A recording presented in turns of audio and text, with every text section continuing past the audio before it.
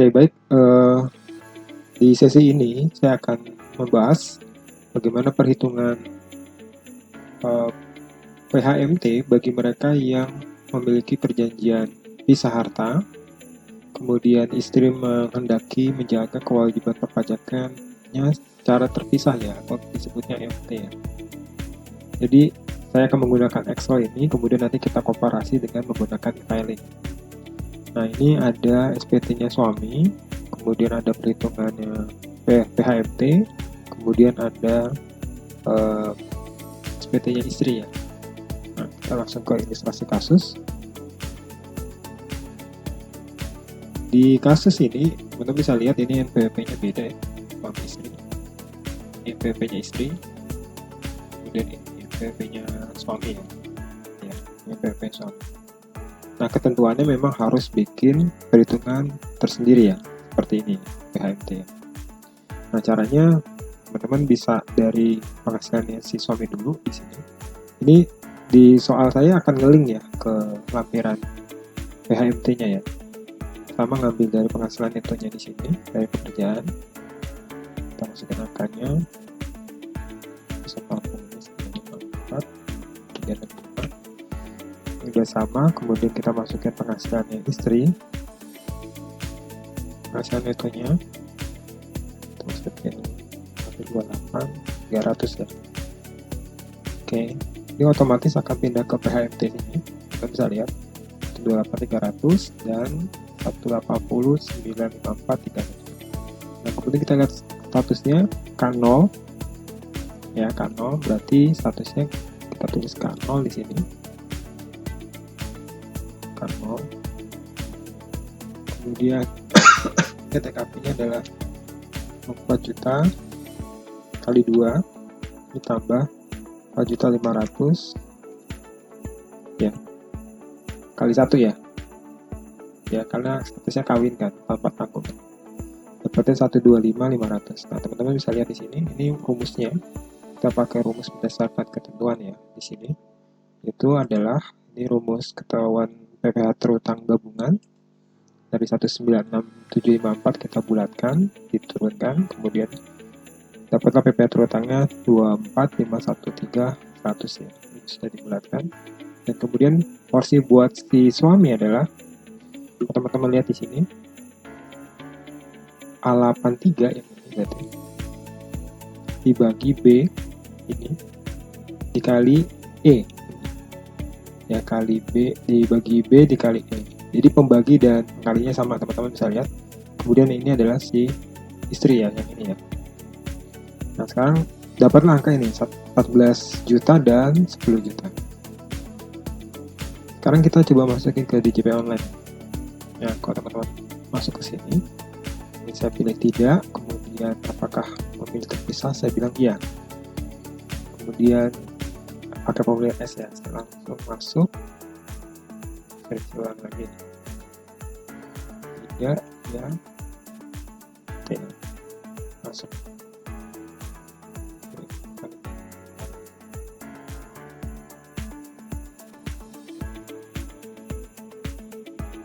Oke, udah masuk ya.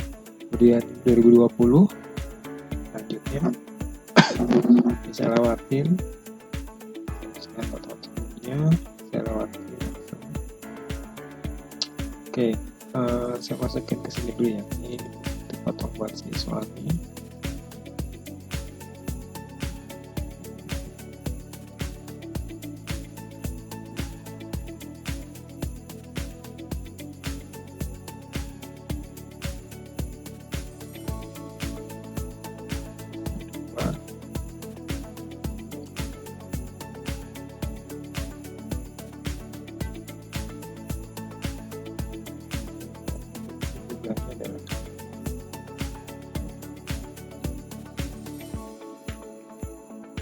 Ya, sama ya. Saya simpan. Dan saya ke formulir induknya, kita lihat. Saya besarin dulu. Saya pilih kawin, kemudian memilih terpisah atau pisah harta, saya memilih terpisah, kemudian masukin PWP-nya.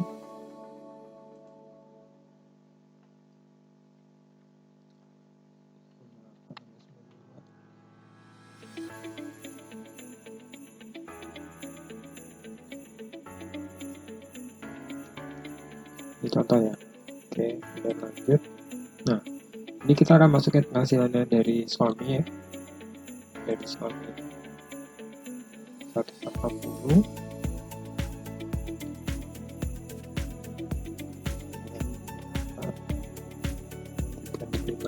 Oke.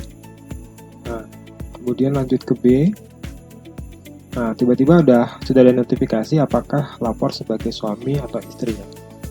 Kalau kita misalkan lapor sebagai suami, teman-teman akan diminta penghasilan neto istri ya. Silakan ngambil dari bukti potongnya si istri. Begitu pula kalau lapor sebagai istri, teman-teman akan diminta penghasilan neto dari suami. Nah, di kasus pertama ini dulu ya. Berarti masukin penghasilan netonya istri. Sampai di sini. Ini netonya ya, kita ambil 128.300. Oke, kemudian teman-teman bisa lihat di sini, ini statusnya KI 0, ya mirip seperti di hitungan di sini, seperti di sini KI 0 ya, 28. Kemudian kita lanjut ke bagian C, dan ternyata udah langsung ketemu angkanya, ya, ketemu angkanya. Ketemu angka di sini adalah 14.343.397. 396 ya.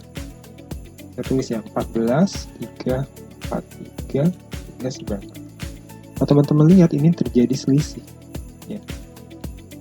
Selisihnya 17 ya, selisihnya 17. Ya. Kebayang ya? Begitu pula kalau misalkan saya ganti di sini. Kalau misalkan saya ganti menjadi angkanya ganti si istri ya, misalkan 28.300, kemudian kita ganti di sini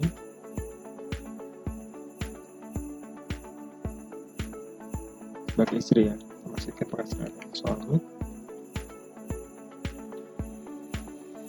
ya.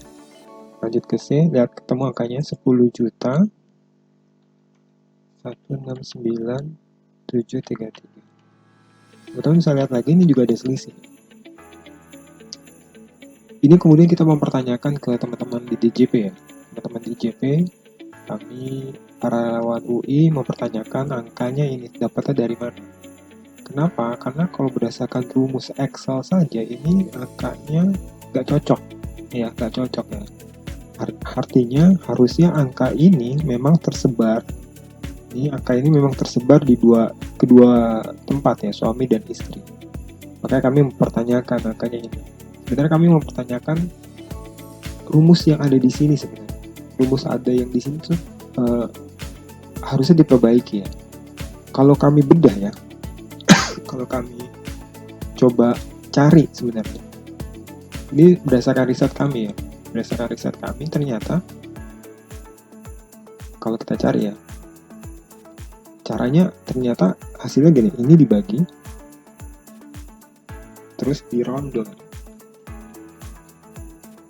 Ini minus 3 kemudian dikali ini. Nah, teman-teman bisa lihat ya. Saya ulangi lagi ya. Ini dibagi, bawahnya dirondol. Ini minus 3 dikali ini. Jadi rumus ini ternyata didapat dari pembulatan yang ada di sini. Jadi ada pembulatan di sini. Sebenarnya nggak boleh dibulatin. Kenapa? Karena di sini rumusnya memang tidak dibulatkan. Ya, di bagian sini memang tidak ada pembulatan. Harusnya tidak boleh dibulatkan. Ini kemudian menjadi masalah sendiri. Jadi ini hasil demonstrasi yang kami lakukan berkali-kali ya, bahwa rumus yang ada di DJP online ini didapat dari ini teman-teman. F3, F23, kemudian dibagi ini yang di rondon, kemudian dikali PPh terutang. Dan ini juga sama, ini dibagi rondon. Dan ini sebenarnya salah. Jadi mohon sangat untuk kebaikan juga perhitungan pajak sesuai dengan aturan main. Mohon rumus yang ada di DJP online khususnya untuk perhitungan PHMT untuk segera diperbaiki ya sama DJP. Demikian saran dan perbaikan, semoga bisa bermanfaat buat pengetahuan kita, wawasan kita.